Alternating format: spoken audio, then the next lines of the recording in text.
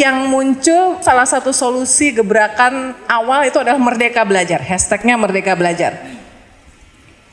Saya selama 5 bulan ke belakang, 3 bulan di kementerian dan 2 bulan sebelumnya itu melakukan berbagai macam research, berbicara dengan semua pakar-pakar, bicara sama guru, kepala sekolah, mahasiswa dan lain-lain, dan hal yang saya temukan itu sesuatu yang sangat berbeda dari persepsi saya.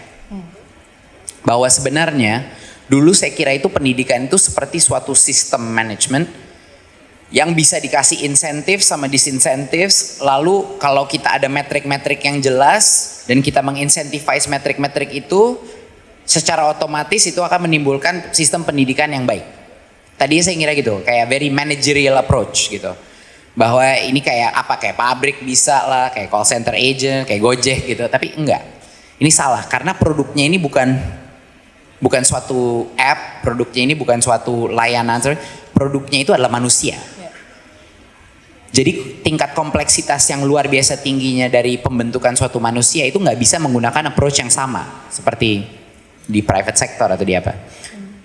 Tapi satu hal yang saya sadari adalah apa ciri-ciri sekolah-sekolah yang terbaik, dan banyak sekolah-sekolah baik di Indonesia, cuman kita nggak pernah, jarang dengar gitu. Termasuk di daerah ya? Ya, tapi mereka biasanya agak bandel-bandel nemuin sistem prosesnya sendiri, berinovasi sendiri gitu. Keluar dari jalur-jalur sendiri untuk menemukan titik temunya sendiri yang pas buat siswa-siswinya. Itu adalah organization culture-nya.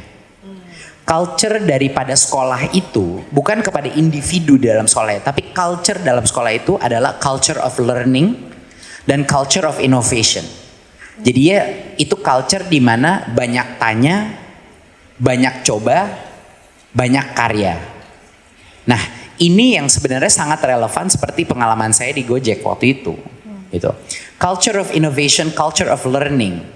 Punya orang-orang manusia yang punya growth mindset. Itu sebenarnya objektif daripada sistem pendidikan kita untuk menciptakan anak-anak yang punya growth mindset, apapun passion dia. Gitu. Ini sedikit berbeda, ini nggak bisa dilakukan dengan administrasi pendidikan. Ini harus melakukan melalui transformational culture change. Makanya ini harus diserang dari berbagai macam penjuru, dari pendidikan guru-guru baru masuk, pendidikan guru di dalam situ, perubahan dan fleksibilitas daripada kurikulum, perubahan dari sisi administrasi dan regulasi untuk melepaskan berbagai macam kendala dan sekat-sekat. Merdeka Belajar adalah seluruh solusi ini yang akan memerdekakan unit pendidikan untuk melakukan inovasi dan berubah mindset culture-nya kepada a learning culture, bukan an administrative culture. Jadi yang lebih sering terjadi sekarang adalah administrasi pendidikan, bukan pembelajaran. Pembelajaran itu hanya bisa terjadi kalau ada psychological safety dalam sekolah itu. Mereka berani gagal, mencoba hal-hal yang baru. Kalau students itu bukan hanya pasif konsumtif daripada pendidikan, tapi mereka berpartisipasi di dalam pendidikan tersebut. Kalau tidak ada rigiditas atau tumpuk birokrasi dan administrasi yang harus dilakukan guru yang mendistract dia daripada melakukan core functionnya, yaitu mengajar dan berinteraksi dengan murid. Jadi Merdeka Belajar adalah satu kata kunci yang menjadikan call to action untuk masyarakat.